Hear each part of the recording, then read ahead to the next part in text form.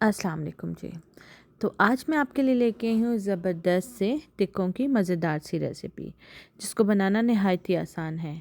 इसको आप कोयलों के बजाय आप इसको देचके में भी आसानी से बना सकते हैं और टेस्ट बिल्कुल वैसा ही आपको मिलेगा। तो देखें कितना ज़बरदस्त ये लग रहा है और सेम वैसा ही लग रहा है। ठीक है, तो चलें वीडियो को स्टार्ट करते हैं। वीडियो को एंड तक देखें एंड वेलकम टू माय नई वीडियो।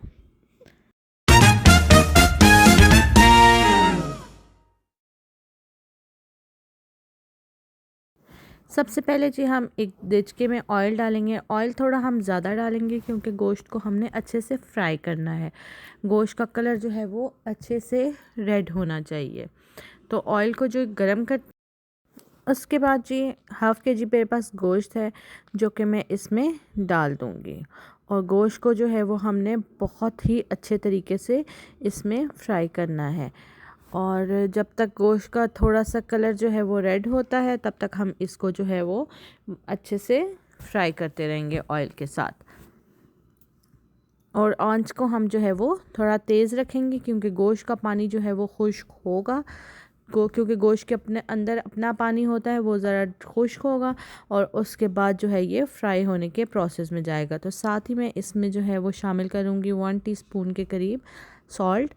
सॉल्ट इतना ही काफ़ी है क्योंकि गोश्त ख़ुद भी नमकीन होता है, तो इसलिए इसमें इतना ही सॉल्ट काफ़ी है। लेकिन अगर आपको ज़्यादा पसंद है तो आप ज़्यादा भी डाल सकते हैं।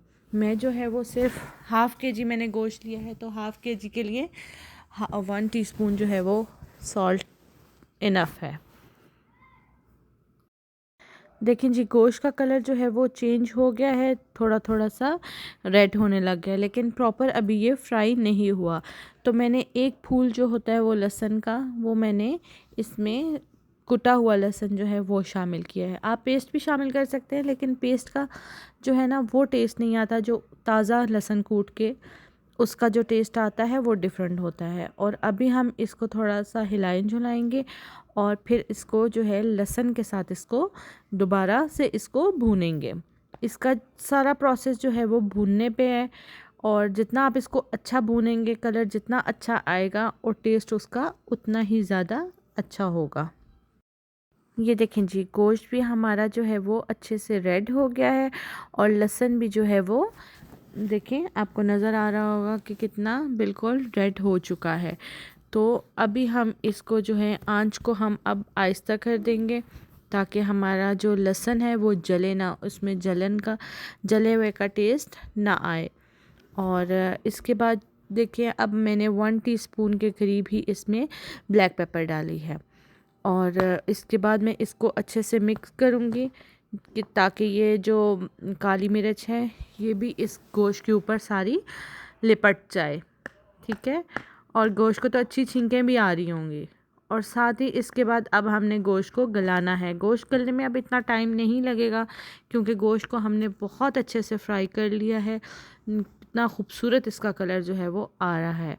तो अब मैं जो है थोड़ा सा पानी लूँगी, तकरीबन 1 ग्लास के करीब पानी लूँगी और उसको उसमें जो है मैं इसको ढक के थोड़ी देर के लिए गोश्त को जो है वो रख दूँगी ताकि गोश्त जो है वो अच्छे से गल जाए। गोश्त जो है वो हमारा बहुत अच्छे से जो है वो गल चुका है। ये देखें, ये मैंने एक पीस निकाला है इसका और ये देखें बहुत अच्छे से ये गल चुका है। गोश्त बहुत सॉफ्ट हो चुका है।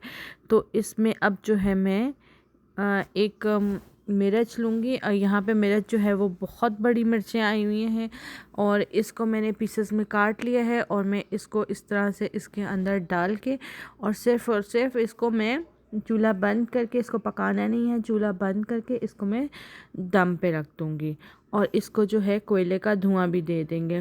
बिल्कुल ये जो है ना बाज़ार में हम जो जाते हैं शनवारी वगैरह पे, वहाँ पे जो टिक्के होते हैं बिल्कुल इनका टेस्ट वैसा ही होता है। एक बार आप मेरे कहने पे ज़रूर ये ट्राई करें और फिर मुझे लाज़मी बताएं।